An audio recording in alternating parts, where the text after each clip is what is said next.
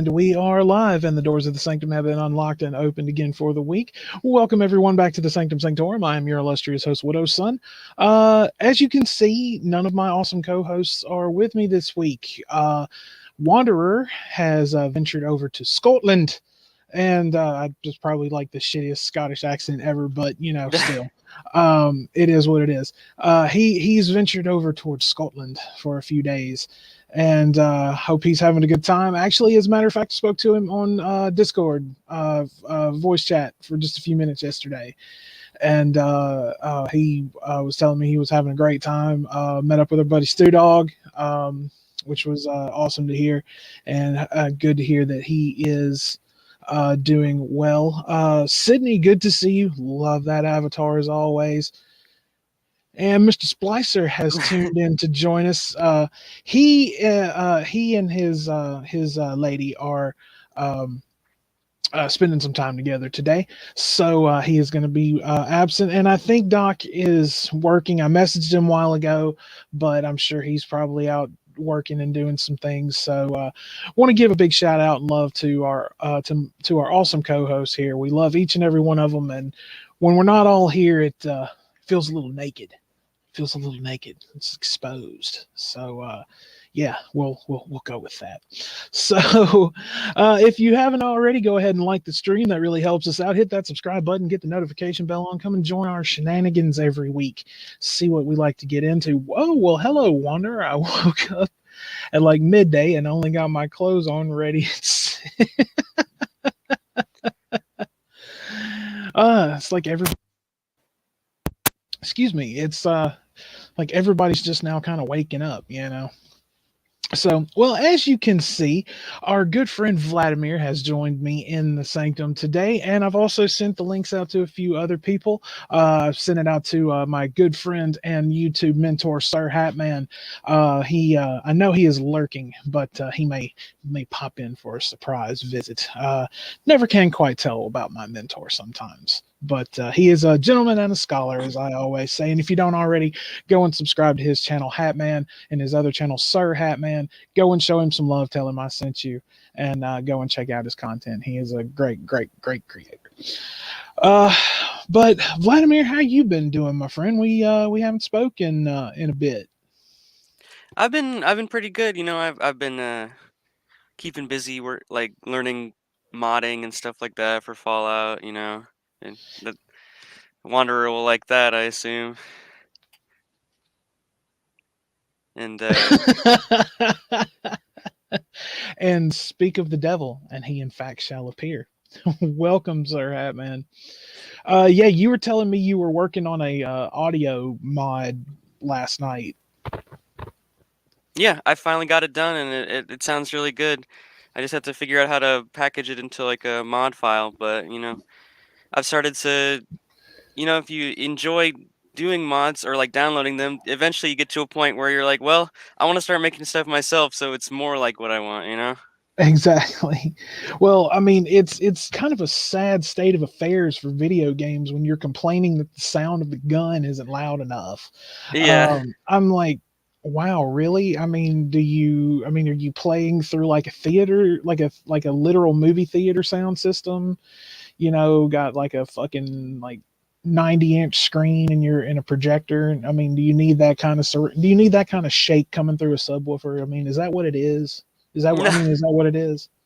No, I'm just playing on normal headphones. The sounds are they just sound kind of weak, for what it is, and a big component to enjoyment of anything like movies, video games, I feel like is sound design. And if the sound design is off, it can really just tarnish an otherwise excellent experience, Yeah, I can completely agree with that.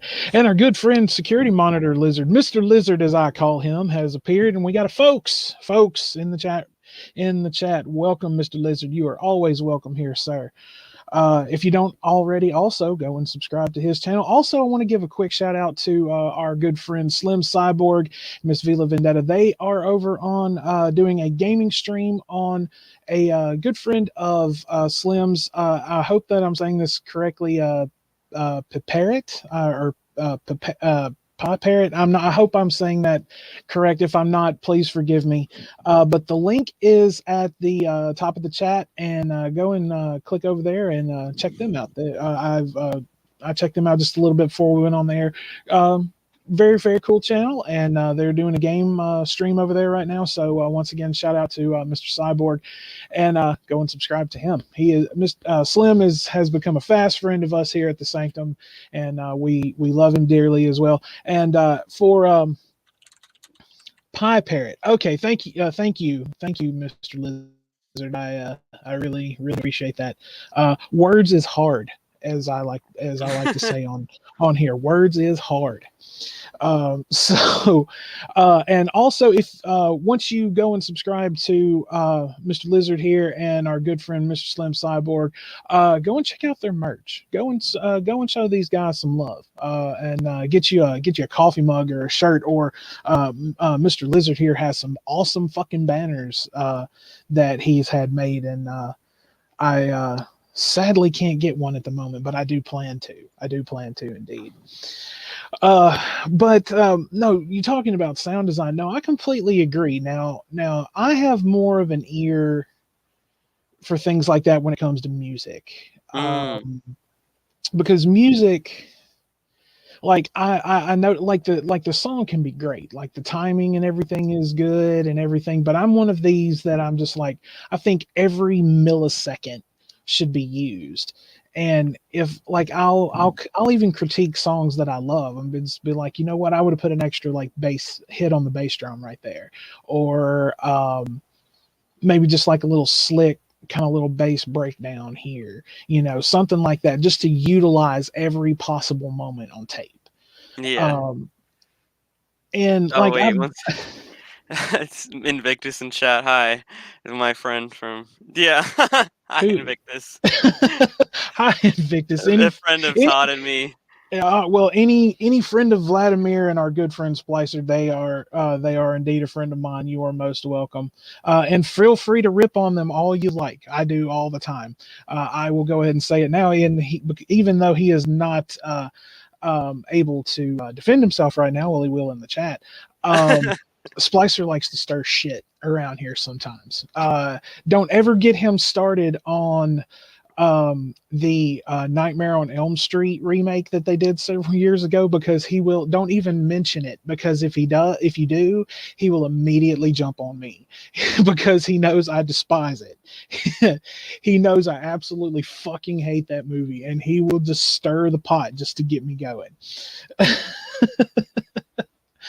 But we love him anyway.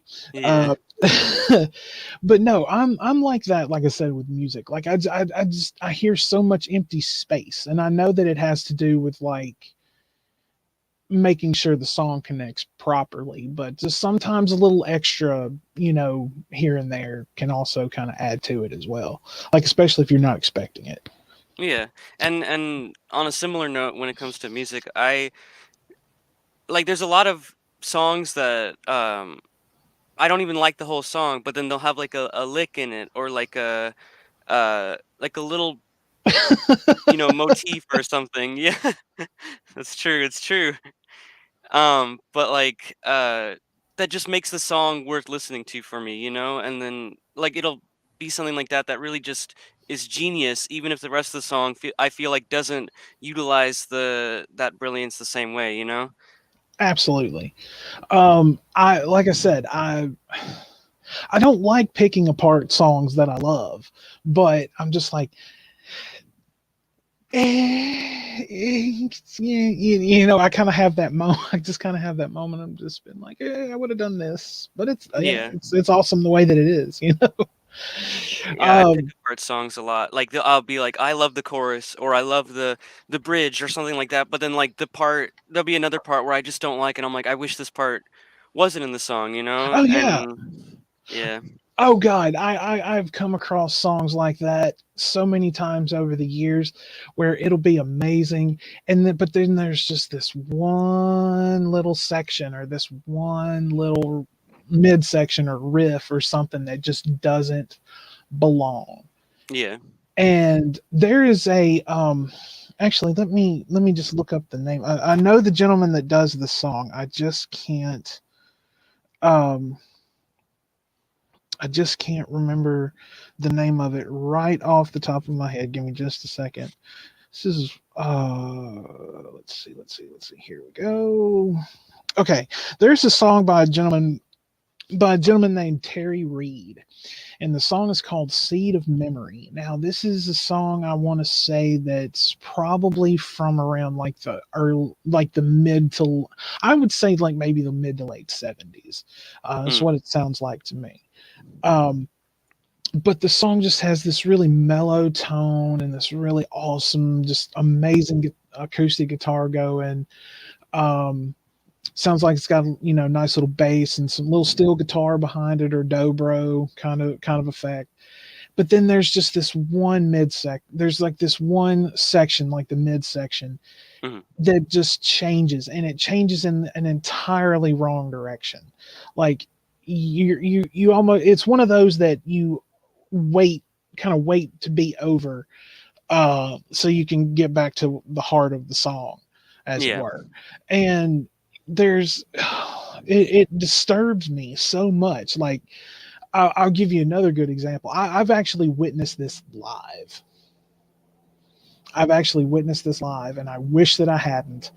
Um, I went to see Down a few years back, and they had this band called Black Tusk opening for them. Never heard of them before, and I'm just like, okay, well, if they're on the bill with Down, then they must be pretty kick ass. So, Mhm. all right, I'll give, it'll be an interesting ride through the musical American music, if you will.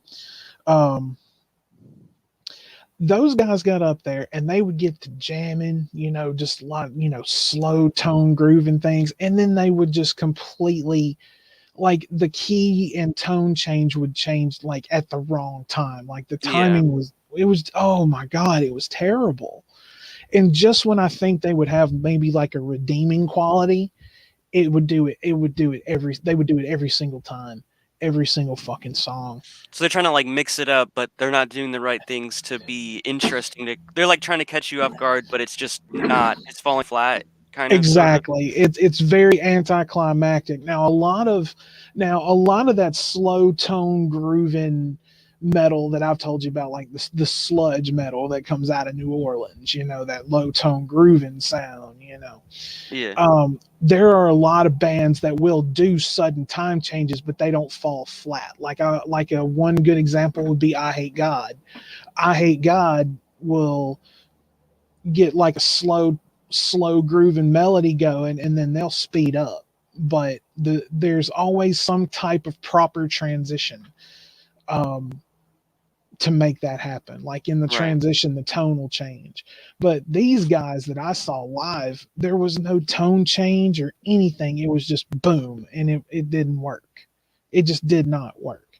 If you're going to do anything like that, you need to have like proper, what's the word I'm looking for? Like, transition between it or, Yeah, like yeah, like yeah. I guess transitioning would be a good way to put it. Um, like, give us a good build, or give us just like a quick breakdown on one of the instruments, like the bass or something that you can see. That now, I mean, don't get me wrong, I like surprises when it comes to music. If there's just a sudden tone change and it doesn't fall flat on its face, that's fine. I Right. mean, it's just like, I didn't see that coming, and it works. But there are just some bands that just don't need to do that, because, and no, and no. It's just, Yeah. just fucking no. I mean, you didn't hear that kind of shit with the Beatles. I'm trying to think if they had any songs that changed tone. I'm sure they did it well, but I'm having a hard time figuring out or, like, remembering, if they, Well, I mean, like well, okay, okay, well, is if you want to talk about like sound and timing change, I mean, look at Lucy in the Sky with Diamonds. yeah, wait, so then Because I mean, it just kind of starts out with that, kind of carnival esque, um, kind of synthesizer keyboard kind of, and then when they go into the chorus you hear that boom boom boom, and then they break into like everything at one time like that. Yeah. You get what I mean? You get what I'm saying now?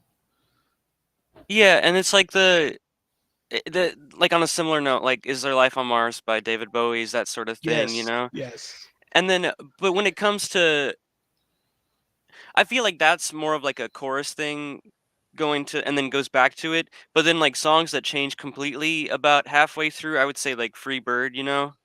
Because it doesn't go back to the slow part, you know? Yeah, I know, but oh god, you had to bring a fucking really? That was like the only thing you could think of at that particular moment. You had to bring up goddamn Freebird, man. It's a good Are song you, though, right? okay, okay, you're that guy, aren't you? You're that one guy that stands out in the crowd, and when the band asks what you want them to play, you're the one that yells Freebird, aren't you? No, I wouldn't put a band through that. I know that's, you know, torture for them to try and play that on the spot, you know? Especially if they do like the 14-minute cut of it, you know? Oh no, if I were in a band and playing a gig and somebody yelled out Freebird, I'd be like, fuck no. Maybe the radio edit version, you know? No, God, no. Listen. I've said it before, and I'll say it again. Um, I like Skinnerd. I do. Yeah. Um, but there are songs that I am sick of hearing. Yeah, that's been overplayed. Like It's just Freebird the is definitely one of them. And Sweet Home Alabama is the other one. Now I don't listen to the radio much. right. But if I'm just happen to be on like one of the local rock stations I can pick up, and I hear something like Saturday Night Special or Give Me Back My Bullet or Yeah. something like that, then I'm going to turn that shit up because those are two songs that I actually really enjoy, um, by Leonard Skinner. Um, but God, fucking Freebird, my God, man, you. It was the best example. Or okay, the Knights of Sidonia. How about that? I mean, I Okay. don't. It's like the ending. I guess you know, kind of. I'm sure there's a lot of older songs that exemplify that better, but you know, I Well, don't know.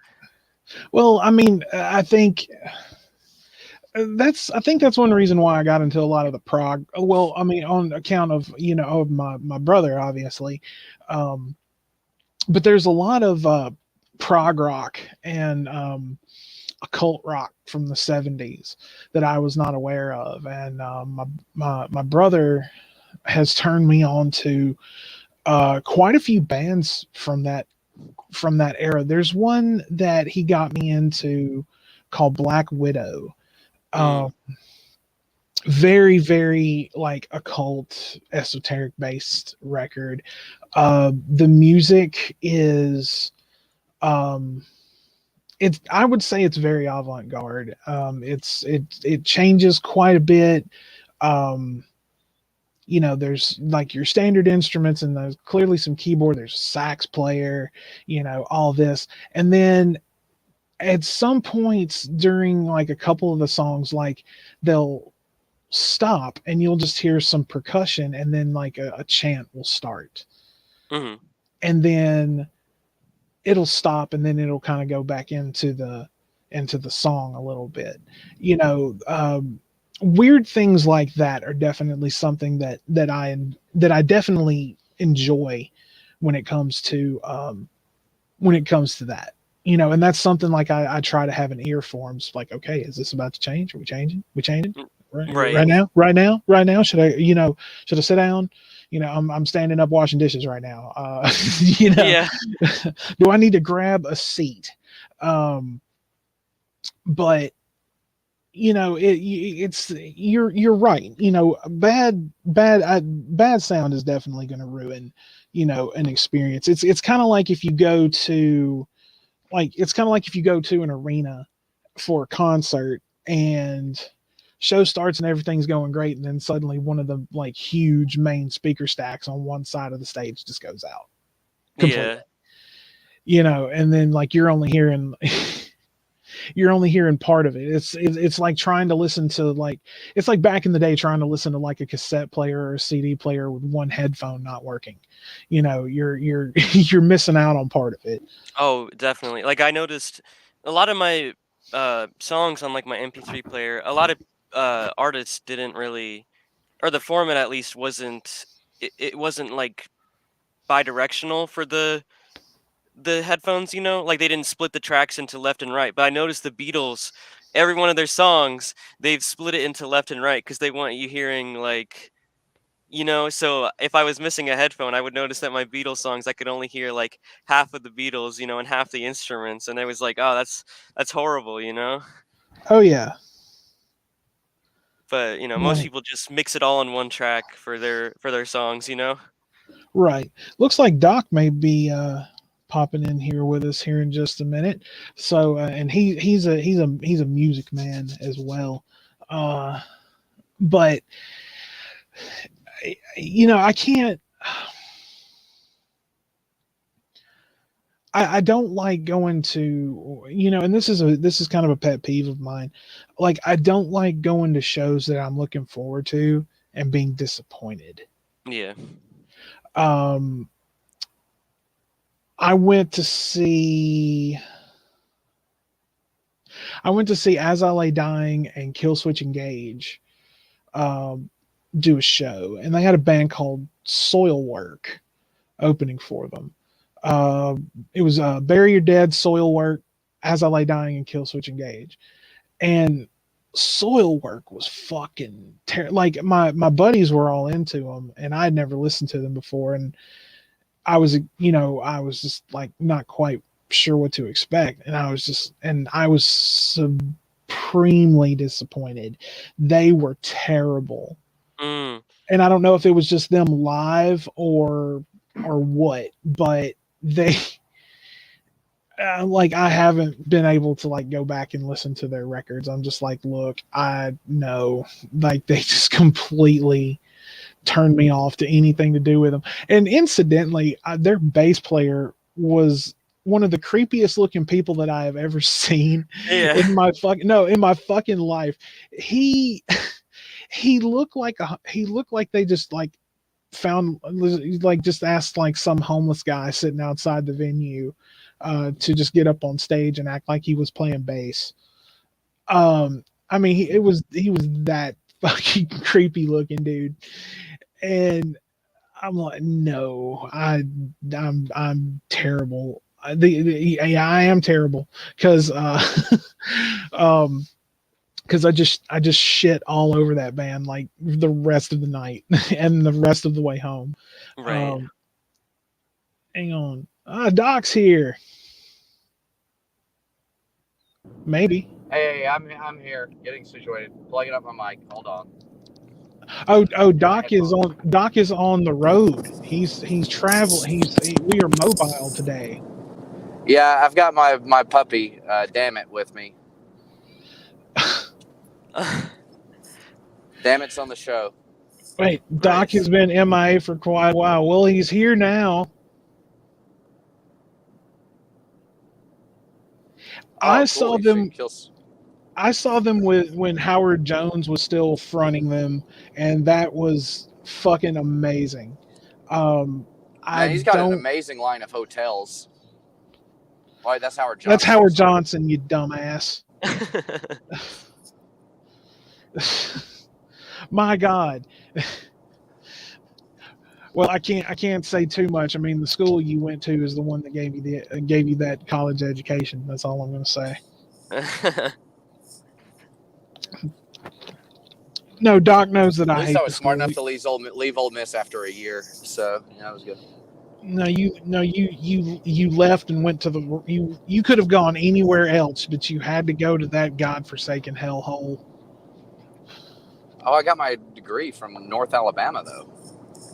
Yeah, I know, but you still ended up at state was the thing. Hey, I'm not loyal to any school's colors unless it's green, and that is what they pay me. Notre Dame's one of their colors green. Well, if their money's green, then I'll take Michigan State. whatever Michigan State's color is green. Marshall's color is green. Yeah, the I only get green that. I'm loyal to is money, though. I had Ye- no school spirit whatsoever at my college, you know. Well, hell, I mean, the one I went to, I didn't either because it's not the one, it's not the one I actually wanted to go to. So I'm just like, you know what, fuck this shit. Yeah. Yeah, I I was didn't just kind of like, see. I'm there, you know. I was receiving a band scholarship, so I was kind of like, the more games we lost, the lower the likelihood that we would go to the playoffs, which meant less time in the stands, freezing in the winter, late fall, early winter. So I was always rooting that my team would lose. Oh yeah, me too. I was in marching band also. In the football games, they were some of them just So you really get it. cold. Yeah. You, I didn't participate really in anything in high school, so I'm just kind of like, why? What's the point? the funniest thing that happened at one of our at one of the football games when we were in high school, dude, was this like some people after one game, they just like got on the field and started cheering with the cheerleaders and just butchered their entire routine.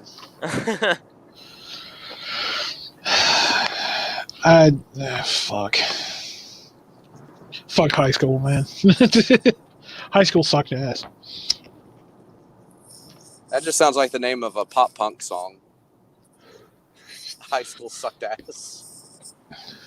Well, you would know you like a lot of that garbage. So, I mean, it's not, you know, coin that's flip. What were you saying, Vladimir?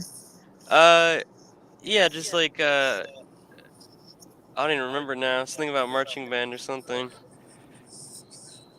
But yeah, I did that in college too, and it was just like the fewer games, you know, that I had to go to, the better. Yeah, because dude, I still got the same money, same amount of money, no matter what. And I was like, okay, cool, because I was also a guitar major, so all of the time, you know, on the field doing stuff like at the football games, that meant that was time being taken away from my studies. Yeah. And so, yeah, I was glad to do the stuff for the scholarship, but I mean, we always had fun. At one point, one of the cheerleaders held one of the signs upside down, "Go Fight Win."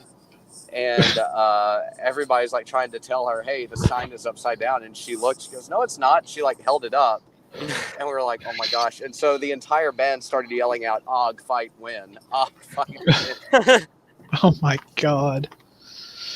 I was like, you're standing in front of the wrong group of people to do something stupid, you know? Like I said, I just couldn't. There was just nothing of interest that I really wanted to get into. Like my dad kept trying to convince me to join a sports ball team, and I didn't want to. It's like, why would I want to do that? Yeah.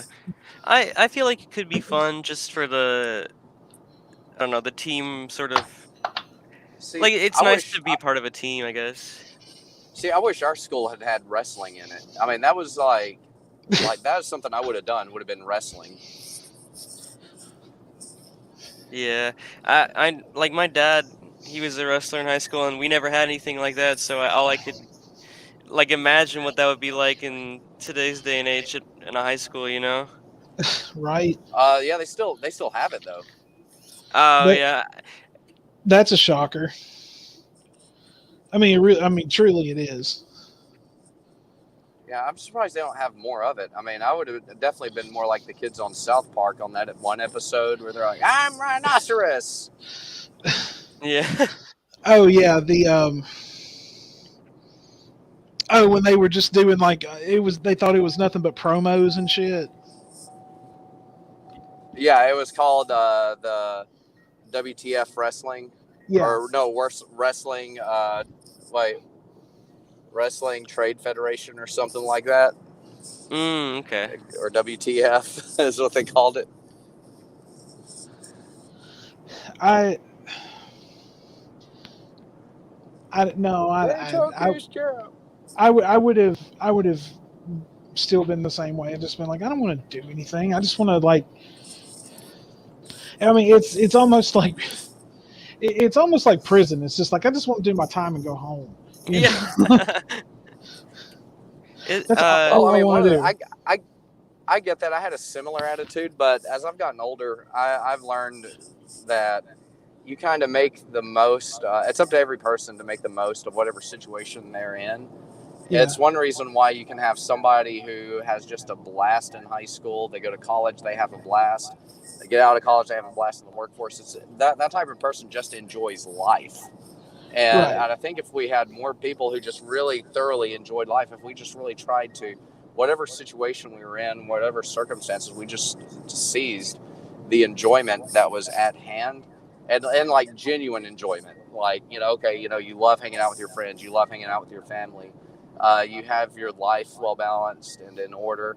I think stuff like that is why you get some people who just thrive in whatever situation they're in. They just love life.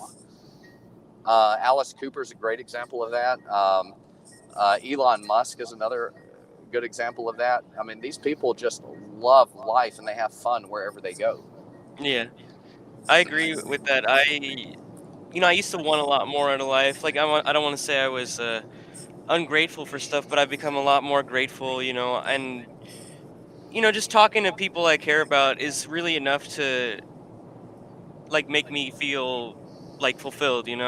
And before, like I would be like, well, my life's boring, or oh, my life is depressing, stuff like that. But now I'm just very content with just like the simple joys of life.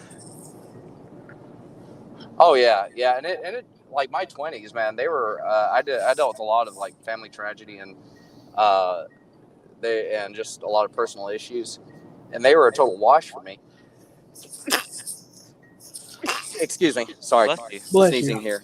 But like for me though, it wasn't until my 30s that things began to turn around, and it really was my mid to late 30s, and I'm 40 now, and life is just looking even better. And I think a lot of it has been due to the fact that I went through a lot, and had I not been through what I did go through, it would have been it would not have it would not be I would not have this outlook. And one of the things that I came away from all of that is, if we think about the type of people we want to surround ourselves with, the people who are not, they don't have toxic positivity. We all need to have a realistic outlook on life, but be genuinely positive. If we want those types of people in our lives, like attracts like. This is not like um, magnets or opposites attract.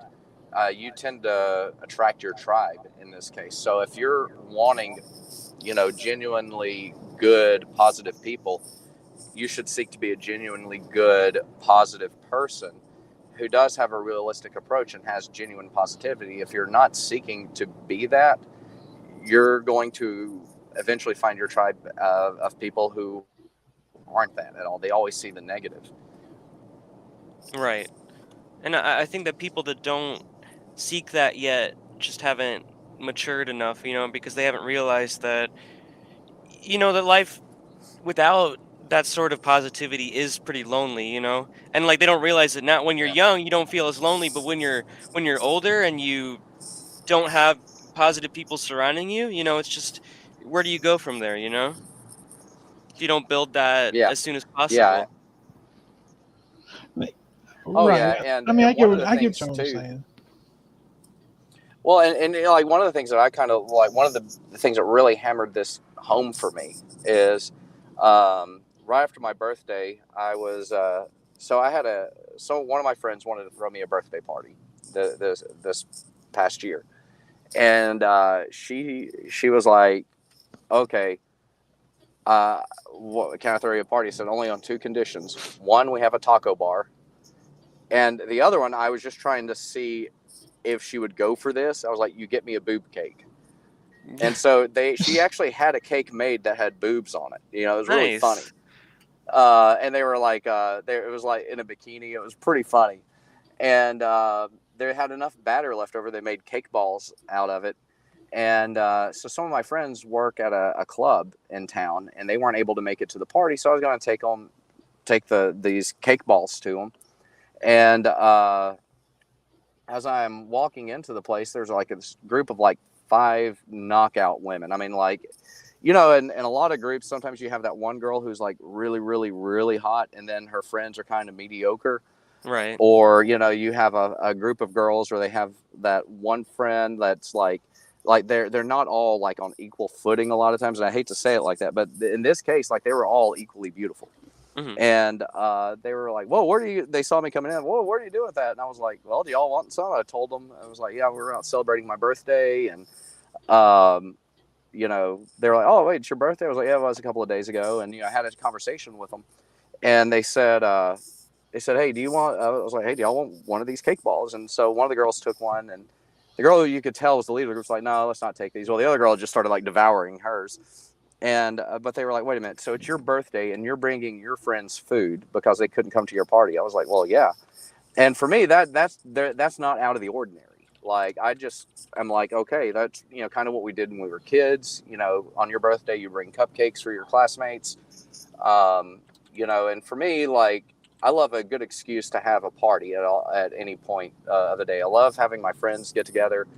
I don't care what the reason is. If we can all get together and have fun, that's all that matters to me. Yeah. And so if it just so happens that my birthday is an excuse, you know, I'm not wanting y'all to come celebrate me. It's my birthday. There's the excuse for y'all to come over and hang out. And so this one girl was like just totally dumbfounded. She was like, that's like one of the most genuine things I've heard. And to me, it's not that genuine. It's just, you know, something you do. And I still don't think it's that genuine. I just think it's just something you do, or something that I do. I don't apply that to everybody else. But, you know, like instantly I could see in all their faces, they were like, oh, well, they were like, we got a good, genuine guy here. And one of the things that really, really hammered into my brain, you know, you've got a lot of these like pickup artists, you got a lot of these dating coaches that will tell you how to pick up women, how to meet women. And some of them will tell women how to meet men. But one of the things that just really hammered, the one truth that hammered into my brain and really solidified, is that people love good, genuine people. Yeah. And because that is such a rarity. And, you know, you don't need to focus on being an alpha male, because if you're focused on being an alpha male, you're not an alpha male. If you're focused on being good and genuine, the qualities that, and by the way, I think alpha, beta male, I think all that stuff's BS, and that's a different conversation. But the characteristics, if you're a good, genuine person and you get centered into who you are, you're confident in who you are, you're a fortress unto yourself. The natural characteristics we associate with being an alpha male will naturally present themselves in the way that is unique to you. So, right. And so when people see that, they're like, oh, okay, you put out a chill vibe. People feel safe. They feel secure. And when they see that you're genuine, that is what will eventually draw the right people into your life. And that's one of the things that I've learned is, like, as I've been able to calm my own anxiety, as I've been able to really improve on myself and really find who I am, I've really settled more into who I am, very satisfied, very much more confident. And not because it's like, well, I'm this, you know, super awesome guy or anything. It's just, I know who I am now.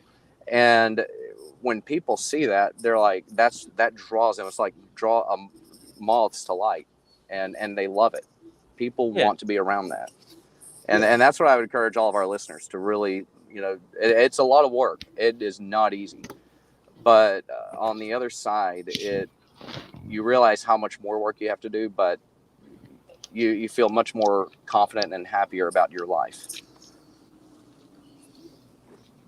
Well, you know, and I can agree with that. I mean, I'm doing. I mean, yes, you know, I'm still dealing with this, you know, the risk situation and all of this, and now I'm, you know, having issues with my vehicle at the moment. Um, but I'm just trying to just to keep looking at it like, you know, it is what it is. I've got to figure out what I need to do to get it taken care of. And yes, it is frustrating, you know, it's things that that you don't want to have to deal with, but they have to be handled. And, I'm just trying to stay as focused and as positive about it as I possibly can. Um,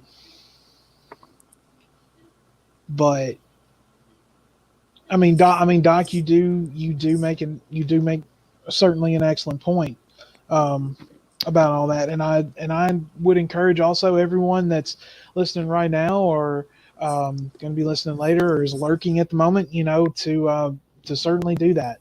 You know, the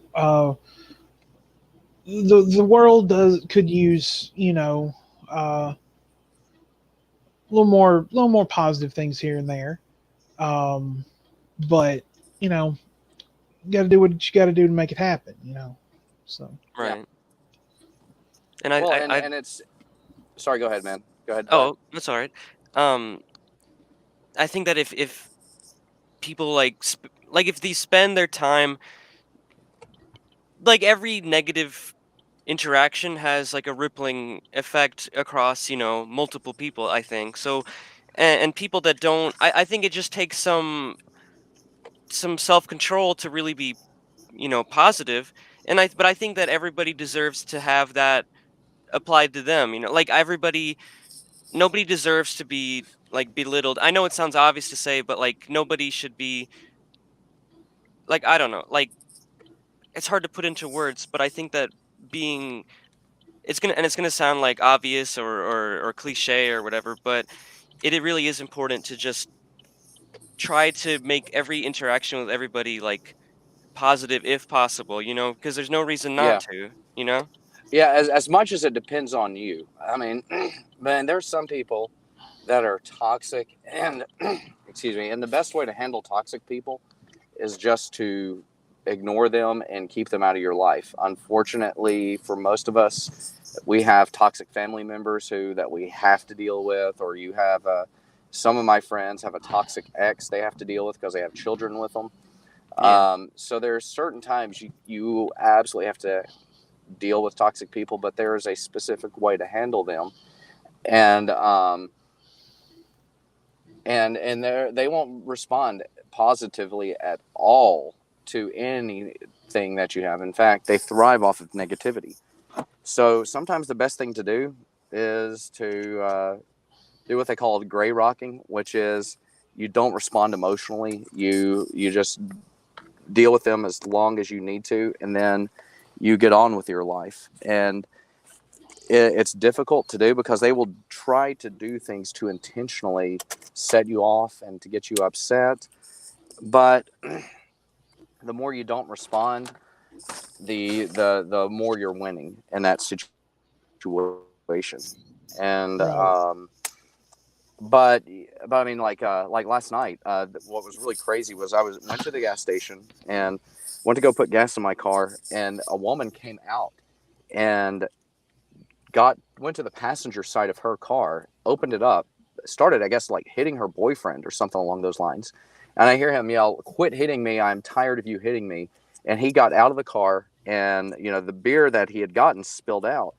And I don't know what she did, but I could tell that the man was the one being abused in this situation. And Widow knows the situation I was involved in over, like, last up until last year for 2.5 years off and on, where And I had Doc a knows, very a similar situation that I was in. yeah, yeah, just very toxic exes, a lot of different types of abuse. So I was able to recognize that this man was the abused one in the relationship. And so he got out, and you could just see on his face, like, hey, she's got my money in her car. And he was like, I'm not hitting her. I mean, he was just like, you could just see the guy was terrified. He was like, dude, I saw everything. You're good. I mean, I'm an eyewitness to this. And he was Mhm. like, you could tell he felt relieved that there was somebody there. And I bring that up not to say, hey, there was this bad situation here, but I mean, that guy, in these relationships, people have tried, but they've tried to stay positive. It's one reason why people get into an abusive relationship, stay there, because they're thinking, okay, I can help the person. But at a certain point, they're for your own mental health, for your own sake, that you do have to step away from toxic people, because eventually they do pull you down. Right. Like, I want to add this, that there's always this one mistake I grew up thinking was, I was taught to be a good person, like I was taught to, like, be kind to people, and I've done that. But I was also taught to turn the other cheek, which I don't necessarily agree with now, and could have saved me a lot of trouble. Because I think that one mistake is that being a good person means somehow that you have to let yourself be walked on. And now I realize that those two things shouldn't be taught together. Yeah, well, and I think the whole turn the other cheek thing in today's society has been taken out of context, because a lot of the people who teach it the way that they teach it are, usually toxic pastors, and they tend to profit from it emotionally, because they create a congregation of codependents. Because some of these guys, a lot of these pastors that teach it that specific way are narcissists. They enjoy having a congregation of codependents. They train up the next generation of narcissists, and it creates this narcissistic and psychopathic cycle of abuse that is just perpetuated and and it's maligning Christianity and other religions. When Yeah. in reality, We're losing you, Doc. that's not the way they were ever supposed to be taught. Yeah, I just switched over to. I think I just switched over Okay. to my Wi-Fi. Just got home. So, yeah, about to get damn it inside. He's a. Yeah, He's a boy. We were out Is today. his name? He's a good You boy. said, "Damn it." Yeah. Because He named the dog Damn It. Because it reminds me of this joke. It's like, my name's so and so, but I think, or no, like, it's like my parents, they call me God damn it, because they're always like, God damn it, get over here. But I was wondering if that's where the joke, where your dog's name comes from. Yeah, it did. It kind of came from that, but it was just one of those things I couldn't stop laughing, thinking about people saying, "Come here, damn it. You're so Yeah. cute, damn it." And then I started thinking about a 5-year-old having to say "damn it," and it became even funnier. That's awesome. Hey, guys, I'm gonna hand it to y'all for just a minute. I need to run to the bathroom. Okay. Okay. Do you All mind, right. or I guess I'll wait for you to get back to take my bathroom break. my bad. I'm still hobbling around on a bad ankle, so y'all give me just a minute. Okay? Well, I see. That's why I've got a diaper on, so I can just go while I'm sitting here. Nice. You are a sick fuck. I'll be back. Hey, it's efficient. There's nothing wrong with efficiency, right? Nope, not at all. And I'm actually about to feed. Damn it! So you're okay. about to hear this.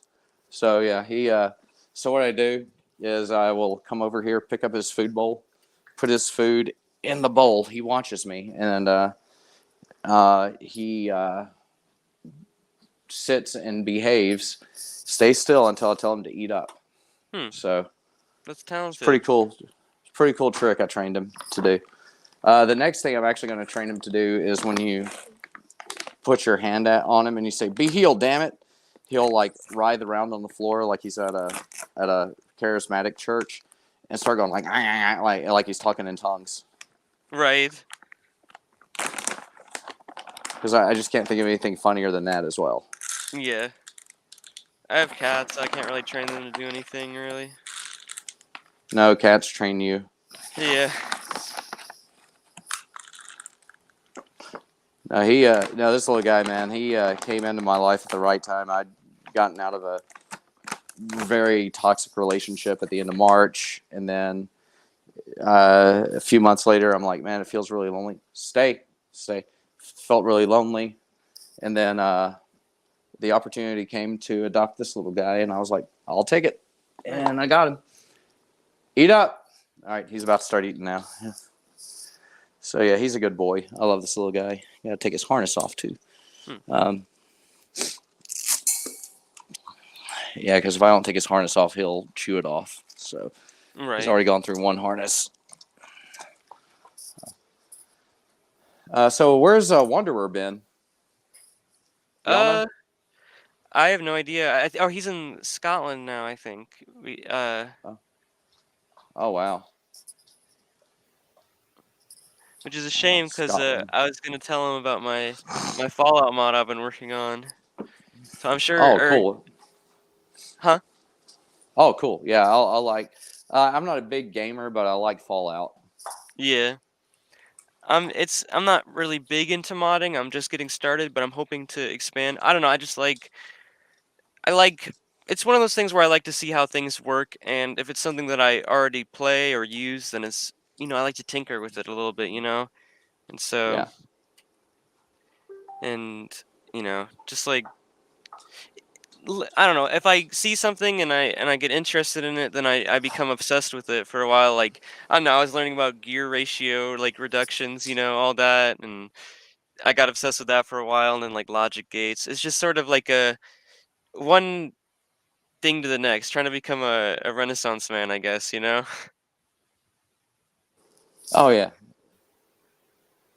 But it's just anything to keep distracted without having to, I don't know, like watching TV just doesn't cut it for me anymore. All right, I'm back, and well, look at here.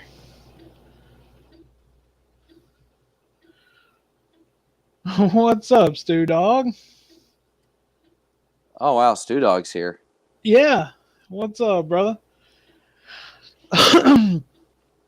Sorry about that, you guys.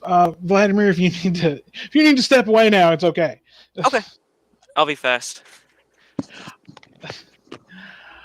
All right. Real quick, while Vladimir has stepped away, we just want to thank everyone who has shown up today in the chat. Once again, Sir Stewdog, good to see you here, my friend. Sterno, Splicer, let's see. We'll scroll up here. Once again, Mr. Security Monitor Lizard, thank you for popping by as well, my friend. Once again, always good to see some of the folks around. Folks! Hatman is still lurking, I imagine. And we've had a few new pop-ins and everything like that. Once again, if you haven't already, go ahead and like the stream. That really helps us out. Hit that subscribe button, get the notification bell on. Come and join our shenanigans every week. We've got the 100th episode approaching rapidly. Wow.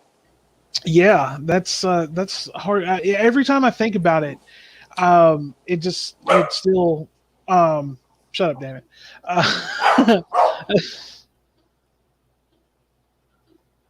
Yeah, that's damn it for you. Let's see. I'm about to put him in his kennel because he is misbehaving.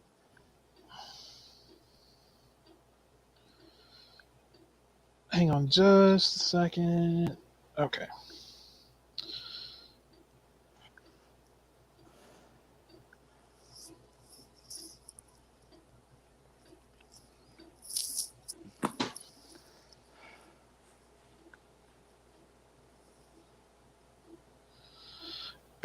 Okay. But yeah, as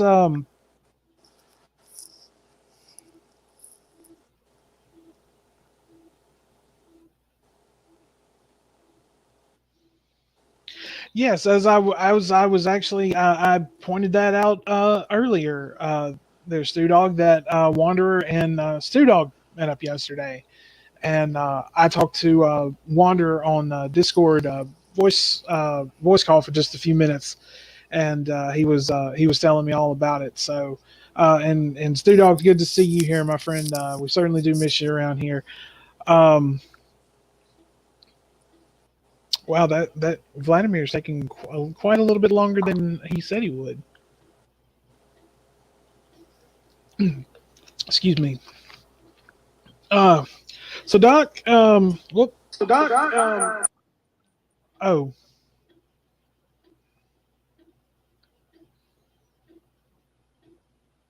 Hang on just a second. Oh God, there are two of you. Oh, well, I just joined on my computer.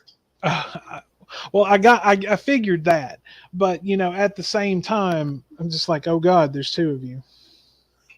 That's what everyone says.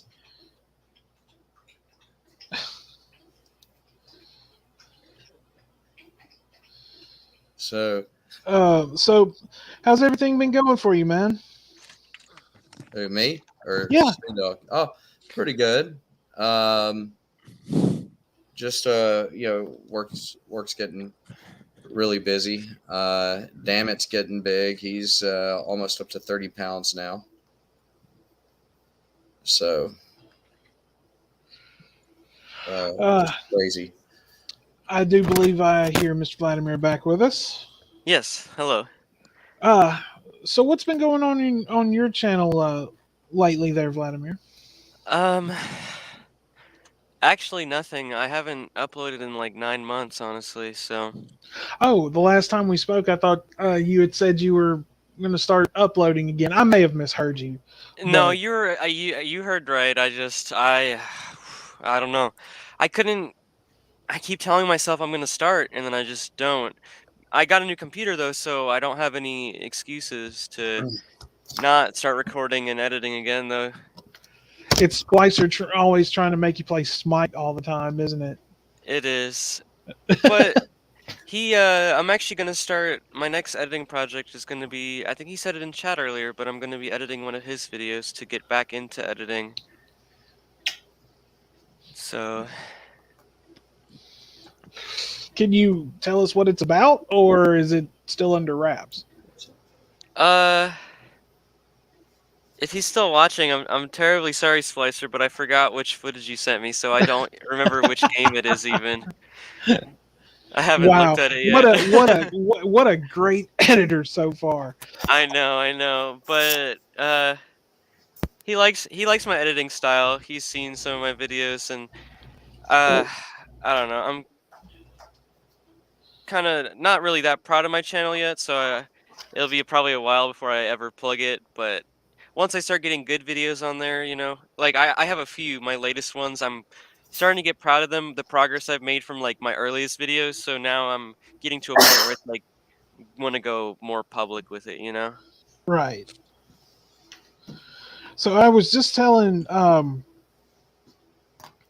was just mentioning to Doc uh, while you were away. Um, we're coming up on our 100th episode. Oh, Uh, nice.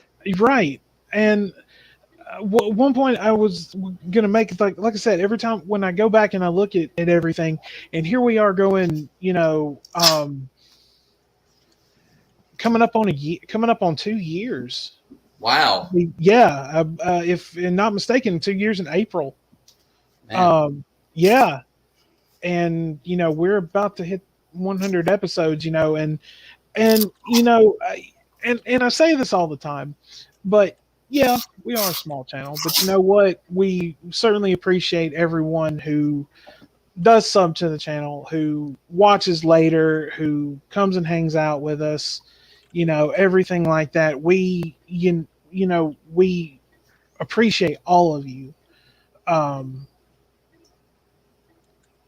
and to know we're coming up on a 100th episode is just fucking insane. Still don't know what we're gonna do for it though. Like I've been racking my brain to try to see if to see what I can come up with, and I'm drawing a blank. I'm just drawing a fucking blank, man. Yeah. And but it's just so crazy to think that, I mean, that we are at that, we are coming to that point. Um, no thanks to Doc either. I mean, Doc, he's just lazy. He doesn't do shit around here. You know. Yeah. Well, I'm fucking with you, dude. I know you are. But I've got gas right now, so I'm focusing on relieving myself quietly. Good Lord, man. But yeah, 100 episodes, that's exciting. It's consistency and it's and reliability that really just builds a brand or a channel or anything, something that Right. I struggle with, like as I said, I haven't uploaded in like 9 months, and yeah, I could probably be a little bit more successful than I am now if I stuck to it. Absolutely. Well, I mean, you're still doing fairly well for yourself. I mean, with what you have put out, and you're going to be putting out more, and you're going to be helping other people put stuff out. So, I mean, you are still. I mean, you're still keeping your name out there. That's good. Right. Leave them wanting more, as the old saying goes. Yeah. I should maybe leave them wanting a little less than they do now, though. Maybe at least Right. once a month. But Well, yeah, that's true. Well, I mean, I guess that's true if you make recorded content. yeah, Like obviously there's a huge difference between just posting recorded content and actually doing a live stream. I mean, clear differences. Um, but yeah, I mean, you're just keeping your name out there, which is what you should be doing. Even if for some reason we had to like put the show on hiatus or something like that, I would, still be around as much as possible. And then once we can jump on it, back onto everything, um, then, we'll make our triumphant return, as it were. But, right. um, so are you going to be just when you start posting again? Is it going to be recorded, or are you going to try to maybe like do live gaming now? I've thought about live, but for me, the editing is like an art, sort of, not to sound like pretentious or anything, but just You just sound making like a it. snobby art fool, is what you sound like. But like when you take something that's like raw footage and you edit it and you make a joke out of it or something, or you make I did like my latest video, I did an intro where it's a parody of the Pulp Fiction intro, and it starts out with my friend. We were playing like some survival game, The Forest, and there's an alligator that attacks me, and then right I don't even see it, and my friend calls out, and I turn around, the alligator's right there. It zooms in, and then Yeah, like Pulp Fiction music starts playing, like just like the same when like the all right, everyone, put your hands up. This is a fucking robbery or whatever she says in the movie. And then yeah, the uh what's it, Desirilou, the music Miserlou, I guess, yeah. the surf rock starts playing, and then I even downloaded the font, and instead of the Pulp Fiction it says The Forest, because that's the game. Just like making that was, and then instead of the stars like in the movie, I do the Twitch channels of my friends that were in it, and it just felt so, it was hard to do, and it would have taken a lot less time to just live stream it, but making that, even if it took 3 hours for like a 10-second joke, it was like fulfilling to me. Right. Well, I mean, you are right. I mean, video editing is in fact an art form, because I mean, it takes patience and talent and time to do it, to be like, really good at it. Yeah. And I've gotten a lot better at it than when I started, because I started off with little simple edits, and then I just like, I was getting to a point where I was biting off more than I can chew, and deciding still that I was going to be perfectionist about it and just do it until I was absolutely satisfied with it, which is very difficult for me because I'm not satisfied easily with my own work. So, but it was like a growing experience, because sometimes when with anything in life, you bite off more than you can chew, and you still decide, I'm going to get this done 100%, even though it's going to like probably drain me of everything, of all my energy and motivation and stuff. Then you grow from it, and then you learn new stuff in the process. You build up a tolerance to that shit, and just be like, all right, it's going to take me like 8 hours to do like 30 seconds. Shit, I can do that, no problem. Yeah. 8, make it 12. You know, And if you do it right, if you do it perfectly, no matter how long it takes, you know, if you get to a point where, watching it, like everyone's a critic of their own work, and they watch it over and they're like, oh, I don't like this now. You do it to a point where you like it no matter how many times you watch it. It doesn't matter how long it takes, you're gonna feel satisfied, you know? Right. If it exceeds your own standards somehow, then, you know, it's growth, it's progress. Absolutely. Well, I mean, like I said, you're if you can do it, then go ahead. I mean, I enjoy doing the live stream thing, really, um, because that's just kind of more what I'm used to. Like I said, coming from working in the radio business, Right. uh, my when I would put stuff out over the air, yes, it was recorded, but there were quite a few instances where I was actually like out on location somewhere, and like would have to go live on the air. So I mean I do enjoy the aspect of actually doing the show, and then it gets posted, and people then can in turn go back and watch it, and everything like that. Right. So it kind of just all falls back into that same same kind of groove that I was in when I was working at the radio station. So so you're back on. You're doing the Fallout. Which one are you playing again? 4. Is this the one The that everybody shits on, or was that 3? I'm still confused by the whole Fallout thing. Like I've been trying to go back and play New Vegas a little bit more here and there, um, and then of course my whole wrist situation, and I actually have more use of my hand now that I'm out of the hard cast.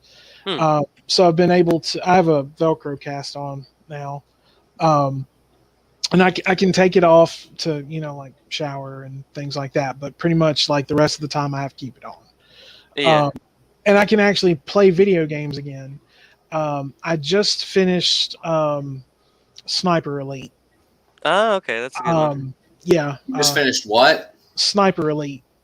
Oh, I never heard of that. It's just a World War II sniper game, Nice. and you Killing they're Nazis. killing Nazis, exactly. um, I wish. I honestly, I don't have. Still don't have a PS4. I still have a PS3. I want to play the last couple of. I would love to play the last few Wolfenstein chapters and the actual last game that came Dude, out. I love Wolfenstein as well. I love the story behind it. Like for me with video games, it's more about the story. So like I have no problem not playing the video games and just looking up the cutscenes on YouTube because I'm not going to play the game. Mm. For me, it's just like a long movie. What was Vladimir? What was that last Wolfenstein game? If you happen to know, I know there was the first one that they put out, and then they put out New Order, and then the last one was what, the Great Colossus or something like that. Something about his daughters or something. I can't remember exactly. I can Google foo, right? Yeah. Go ahead and use your black belt in Google Foo and do some Google Foo for us. Youngblood, I think. But I don't think it's a full game. It's like a No, there was another full game they put out. Now I know like a lot of DLC content came out for the last full game. okay. Let's see. Let's see. Cyber Pilot is 2019. I don't know if it's a Well, DLC though. Oh, yeah, New Colossus was 2017. New The last one. Colossus. Yeah, that Yeah. was the last full game that they put out. And then I think there's been like smaller games put out, or I'm not sure, but I know there's a lot of like extra stuff for the last game. Oh, hey, sorry to interrupt this, but I just saw the news. Tom Brady is supposed to retire from the NFL now. You know what? Fuck Tom Brady. He's only doing it because Ben Roethlisberger just announced his retirement from the Steelers. So fuck Tom Brady. It's whether you love him or hate him, it's still a legendary career. I don't give a shit. I can't stand him. I can't stand him. What's so bad about Tom Brady? The fact that he got caught cheating and didn't get kicked out of the game. See, I don't really. I'm not a Tom Brady apologist, but I guarantee that was Bill Belichick the whole time. There's just something about Tom Brady just rubs me the wrong way. He's too fucking arrogant, and shit like that. I mean, I've seen the careers of NFL players that have been really cocky and gotten really arrogant about who they were and being in the NFL now, and everything is just falling apart. He's just gotten extremely lucky. That's all I'm going to say about that. But yeah, I find it very convenient that now he's suddenly calling for his retirement, and Ben Roethlisberger just announced that he was going to cancel that he was announcing his retirement from the NFL. So fuck that. I'm more saddened by the fact that Big Ben is retiring. How do you really feel about Tom Brady?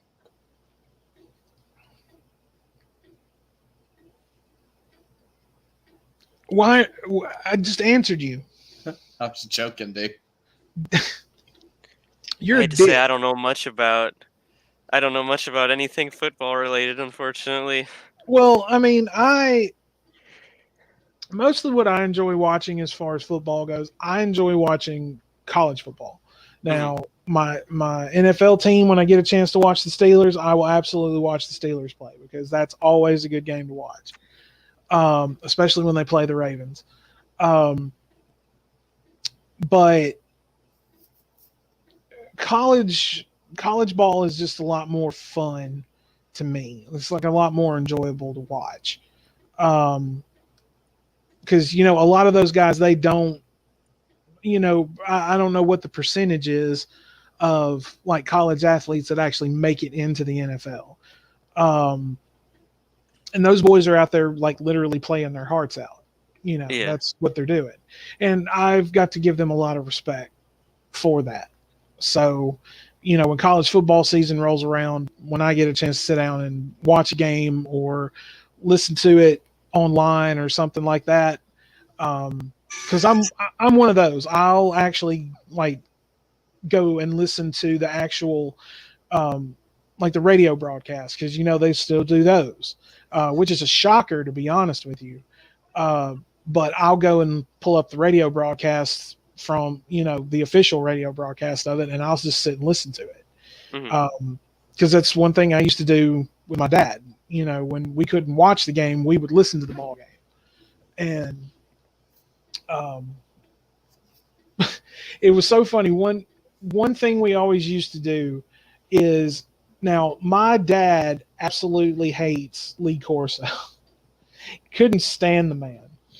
And basically his gripe with the guys on ESPN, he was like, these guys don't know how to call SEC football. They really they don't. And so what we would do, what he started doing, and then I went to see him one Saturday, and we were going to sit down and watch the Ole Miss game. He cut the TV on the ball game, turned the volume down or turned the volume off, and then cut the radio on. And there's at least a good, I would say maybe 2 to 3 second delay between each one. That's not bad. So you hear on the radio, there's the snap, and the snap on the TV hasn't taken place yet. Yeah. And so it was a little off-putting, but I saw what he was talking about. It's just like listening to these guys on ESPN try to call Southeastern Conference football is just atrocious. So, I miss the Mad TV skits that they used to do where the Frank Caliendo played John Madden. Oh yeah, and John Madden died not too long. Actually, just recently. Yeah, it was. Did you ever see those skits that Frank Caliendo did? Yeah. Oh my god, they were hilarious. I'm still I'm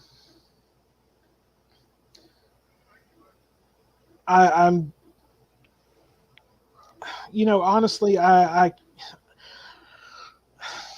you bring up things like Mad TV, and that is one of the reasons. That's one thing that just always is a good reminder to me of why I stream everything now, and I don't actually have like cable or satellite service.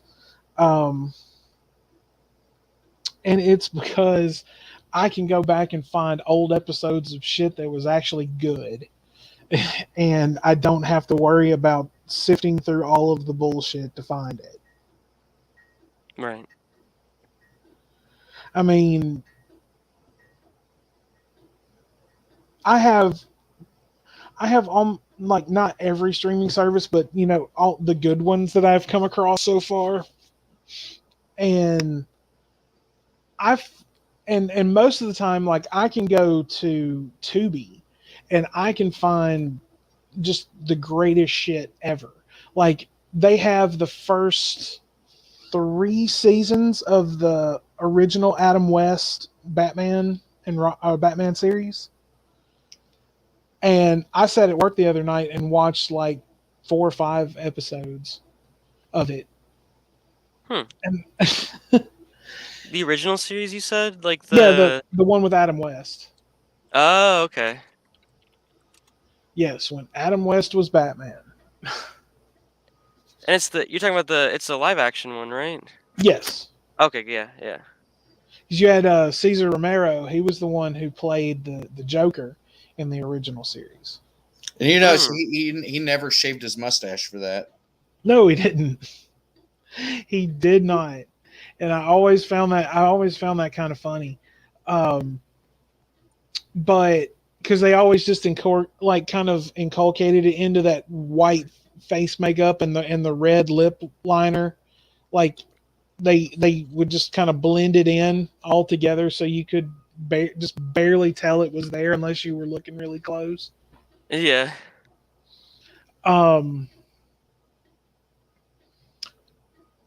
I will say this: I'm very I know that Michael Keaton is going to suit up again for, I think it's in the Flash movie that's about to come out or something. Yeah. And he's going to play Batman again.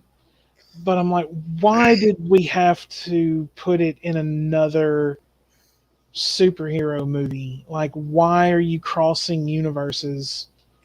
Because DC initially did like their version of a multiverse was the New 52, and so that is kind of like a little bit like Marvel's multiverse, but it's a little bit different. That's why I don't go and watch these superhero movies that everybody is so psyched about, because I'm like, no, I like if you're gonna.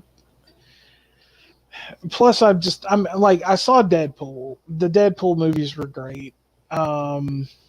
If they would put out a really good third one, I will definitely go see it. Well,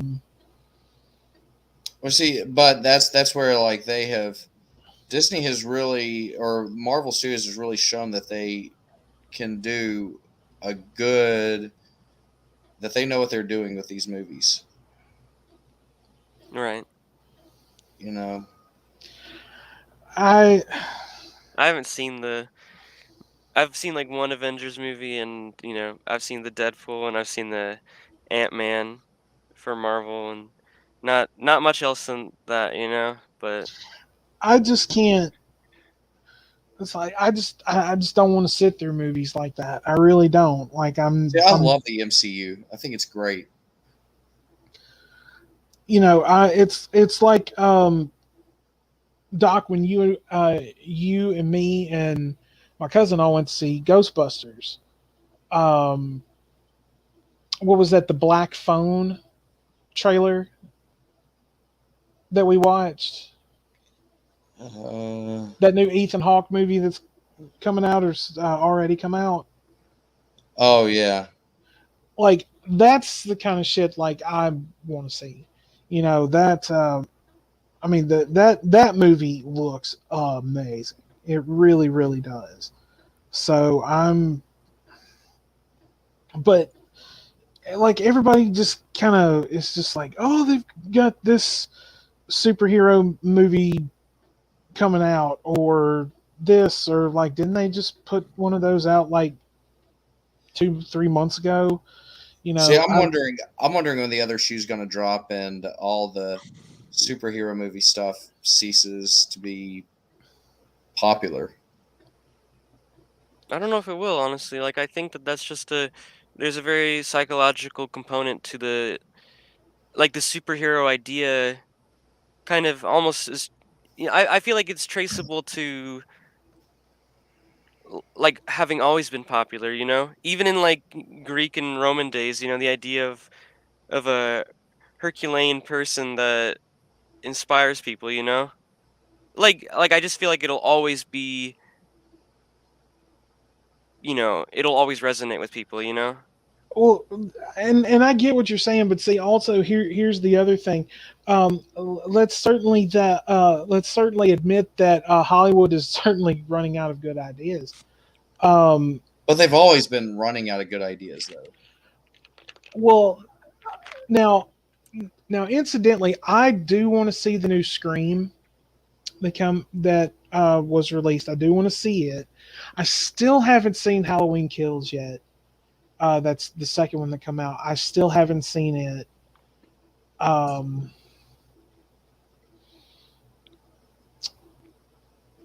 I just and all of the they're getting back into this bad habit of remaking movies, Right.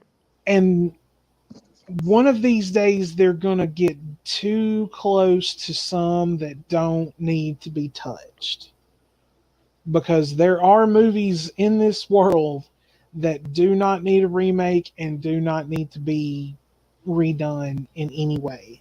Right. Uh, a good example would be the Indiana Jones trilogy. Those do not need to be touched. Yeah. The Back to the Future trilogy. That's a set of movies that just absolutely doesn't need to have anything done to them. They don't need to be remade or anything like that. Leave them alone. Yeah. But on the other hand, though, something like did either of you see the new Dune movie? I never saw Yes, I the saw part of it. I never saw the original Dune. Everybody keeps a lot of people have been telling me I need to see it, but I still haven't. I haven't seen the new one, but if it's as good as these people are saying, then I am glad that they redid the old one because the old one was not. Yeah, the old one was like all David Lynch out. Well, Yeah. the actual director of it was supposed to be a man by the name of Horowski, who was a 1970s occult filmmaker. He was actually supposed to be the original director of Dune, but he didn't do it. And he Right. directed the Holy Mountain, didn't he? And Yes, why did he back out of the original Dune? Do you know? I'm not sure, but yes, you are correct. He did Fondo Elise, the Holy Mountain, El Topo, and there's another one that he did. Um, I have the box set over here on my shelf. Um, but yeah, he was supposed to be the original director of the original Dune, and I guarantee you, had he directed it, it would have been a hell of a lot. It would have been a hell of a lot deeper than what I've heard the original one is. So, but no, I haven't seen it. But um, I keep hearing something about an Exorcist remake, Right. and that scares me. Yeah. I think if it's good movies being remade, it doesn't need to be done. But if it's stuff like Dune or, I would like if they made a movie back in the day and it was like an adaptation of a book, and it was like a shitty cash grab, and they want to remake it with, respect to the original content and like admiration instead of just somebody being like, well, here's something that's popular, let's make something out of it, which I mean it still is to an extent, but if they do it with passion like they apparently did with this Dune movie, I would love to see like the Hitchhiker's Guide to the Galaxy, one of my favorite book series, and they made that movie which wasn't terrible, but it also was just not great, and it was just kind of like a afterthought, and Okay, let me ask you something a like that. question. Let me ask you a question. Um, what is the first rule of the Hitchhiker's Guide? Always We know don't where your talk about towel the is. Hitchhiker's Guide. It's Huh? always know where your towel is, right? Isn't Always, it? always bring, pretty much always have a towel, or always Yeah, bring a yeah. towel. A towel has many uses around the universe. That's one thing I always ask people when they tell me they're into Douglas Adams. That's the one question I always ask. He's like, okay, what's the first rule of the Hitchhiker's Guide? Or isn't it stay calm also? I Stay believe, calm and know where your towel is, isn't it? Let me look it yeah, up. I believe so. Because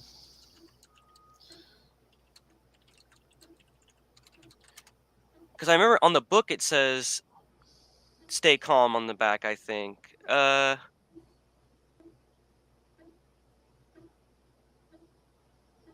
Let's see.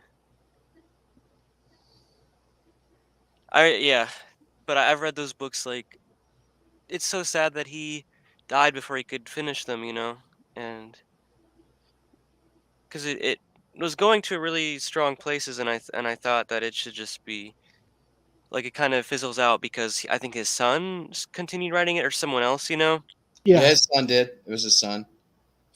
but I really liked. I don't know. It's one of those sci-fis that it's like a parody of sci-fi, but it's cool in its own right. Like it's rich and I was thinking of Frank Herbert with Dune. Sorry, because I know his son continued on that series. yeah. Which also people were unhappy about it going the way it did, but I thought it did, a good enough job, and I thought it was a satisfying conclusion to the whole story, It got a little weird, but like it was still good, I think. well, now you're talking about the Hitchhiker's Guide movie being terrible. Like, I didn't watch the whole thing. Like, I didn't. I got maybe 20 minutes into the movie, and I'm like, can't do it. Yeah. Um, but like they're talking about remaking The Exorcist, and I don't know, and I pray to God that it's just a rumor. But there's even been talk about them remaking The Lost Boys. Like, Mm. Oh no, no! no. That is Why? one of those timeless classics that you do not touch because all you're going to do is fuck it up. You're going to make it you're going to make it darker than it was meant to be, and you're going to attempt to replace Corey Haim and Corey Feldman unless Corey Feldman wants to be arrogant and try to come back and play the role again, which I doubt. But especially if they're going to be remaking it, you're going to try to recast the Coreys. You're going to try to recast um, uh, Alan, the other Frog brother, Edgar, um, and then everyone else who like. No, that's one of those movies that you can't. There's no way that you can remake that movie and do it properly. There's no way that it can be done. Yeah. I mean, as many times as I've seen The Lost Boys, and trust me, since it's been on Netflix, I have watched it more within the last few weeks than I have in a long time. Uh, I'll pretty much like sit and watch it almost at least once every other night while I'm at work. I'll just put it on. I'll just put it on and sit and watch it. Um, but no, do not, don't, no, God, no, please do not touch these movies. Yeah. But it's like it's almost like they don't want to, like they know they don't want to touch them, but they're just slowly pushing all this really, really horrible crap out these days to make people think that eventually they're just going to like dip their toe into the ones that don't need to be touched. You Yeah. know, I think it's all a mind fuck. And it's like what we said earlier about running out of ideas. Like there's plenty of these like books that can be turned into like not stuff like not even remakes. There's plenty of books that can still be turned into like movies. Absolutely. Especially Well, like really niche things. Like Dune was pretty niche. I don't want to say like. I mean, it is like they call it the foundation of sci-fi in a way, like the same way as well. I mean, actual foundation by Asimov, but like it's popular, but not like ubiquitous in popular culture. right. Still made it for good, movie material.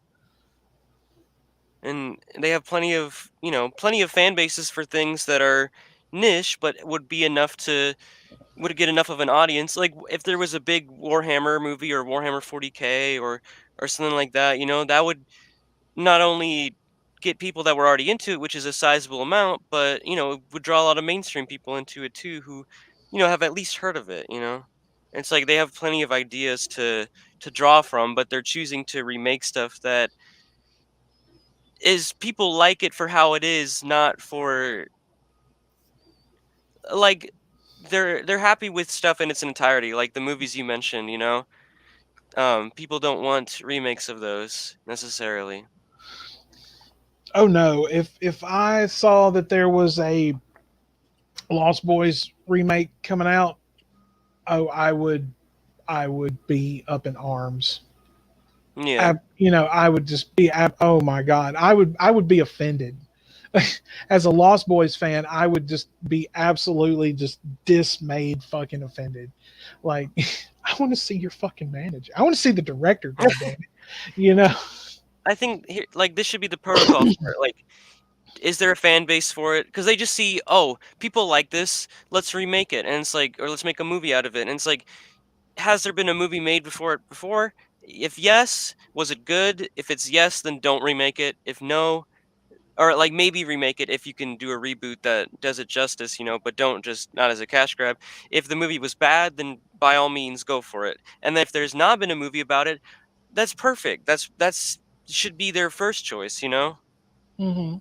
Like I think that should be their protocol for choosing stuff that needs to have movies made about it. I would love to see like I mentioned Warhammer 40K. I would love to see a movie about it. Not one of the shitty little half-ass short films they made about it, like the company. Like I mean, fans have made better stuff than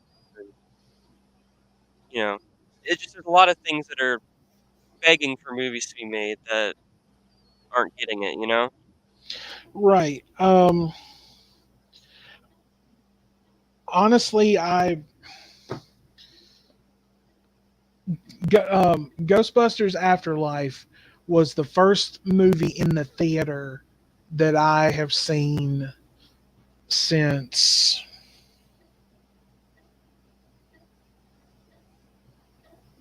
Suicide Squad. Hmm. Was it good? Because Did you like it? what Afterlife? Oh my God, yes. I mean, Afterlife was great. it I was love amazing. it actually, to me, did the series justice. Absolutely, it was it that 2016 piece of garbage. Um, which I love the fact the director of that movie got so pissed off because they didn't want to include it in the box set and everything that's coming out or is already out whenever it's going to be released on DVD and everything.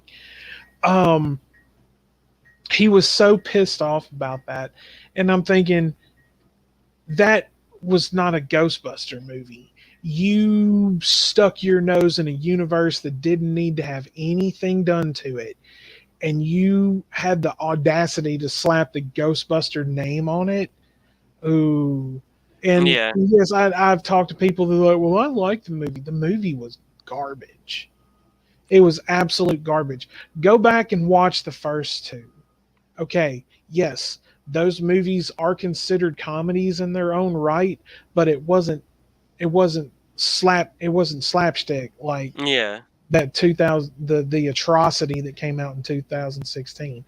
They literally spit on Dan Aykroyd and Harold Ramis's legacy is what they Yeah. did. And then Jason Reitman gave up and basically, I mean, I'm going to give credit where credit's due. Jason Reitman and Ivan Reitman, I mean, Ivan Reitman was clearly right there next to his son helping him because he knew what this project meant. So I'm going to give credit to both of them. But Afterlife was the movie that we should have gotten. Yeah. And it was incredible. It is such a good movie. There is not one bad moment in that movie. Not one. They just And there need like fans. What they need, I don't get why they don't do this, is to have someone who's a big fan of like a series, who's an expert on it.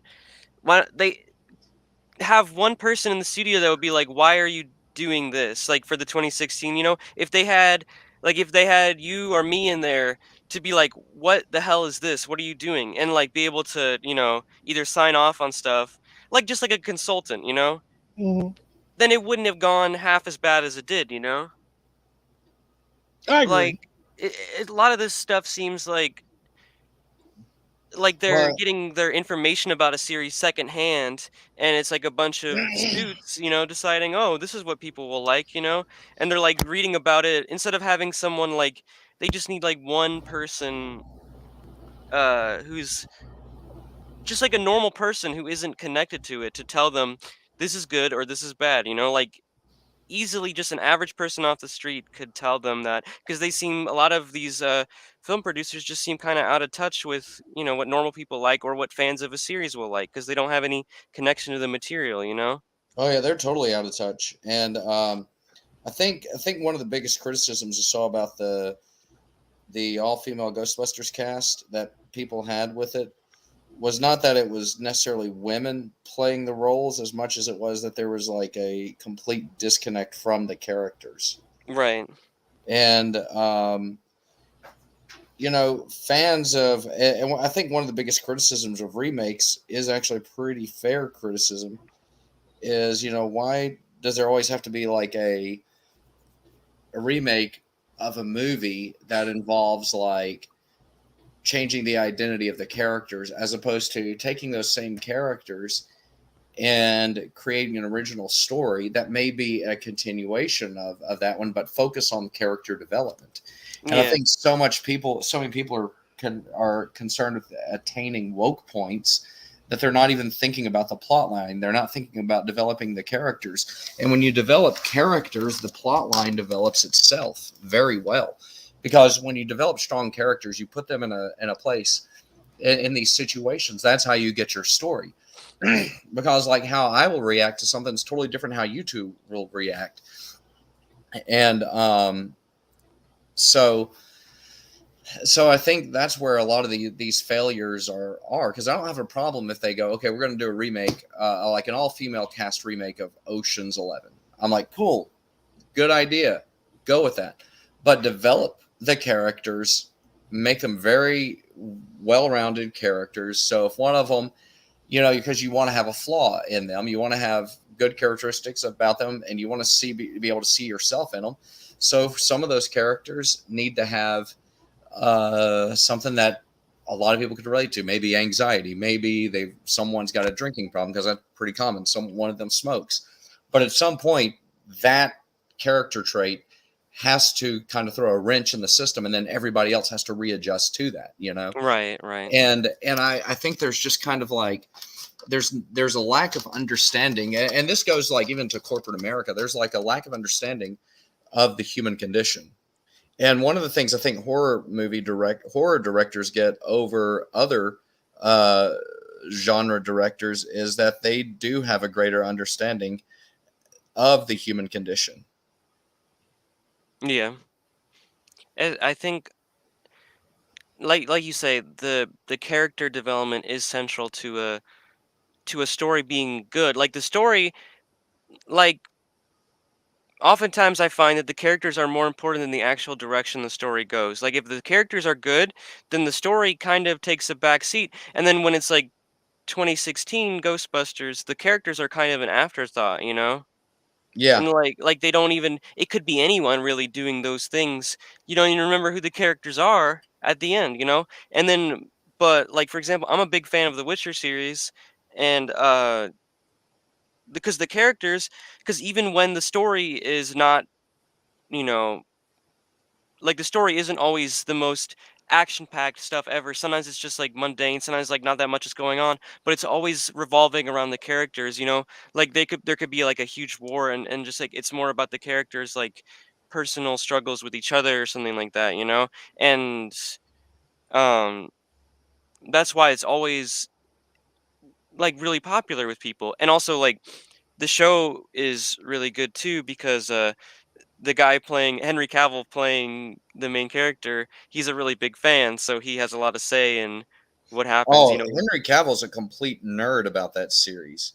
Yeah, which is good Um, because you could have someone who doesn't know who that character is, and he's just like making decisions on set, like, oh, this is what Geralt would do in this situation, or this is a line he uses in the books. Let's do that, and then the director, who may not have any idea, is like, oh, okay, I guess you know they're letting someone with experience on it have you know the say on it, you know.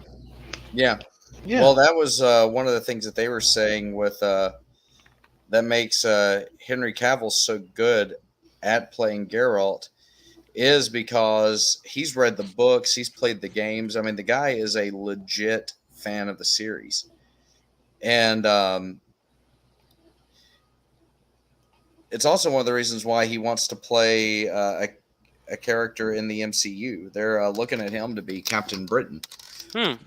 because he's. I mean, the guy, like you wouldn't know it by just looking at him, but the guy is a legit nerd. I mean, there Yeah. is no way around it. He's a geek, but at the same time, that's what you want. I mean, the guy, he also is a badass because he does Brazilian jiu-jitsu.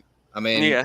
there are pictures of him. He's like, I think, not even a blue belt yet, but he just absolutely loves doing that stuff. And I think the thing that makes me relate to him the most is his nephew was in school telling the kids that his uncle Superman, and the kids were making fun of him, and his nephew was just really upset. So he was like, "Nuh-uh, you're not gonna make my nephew upset."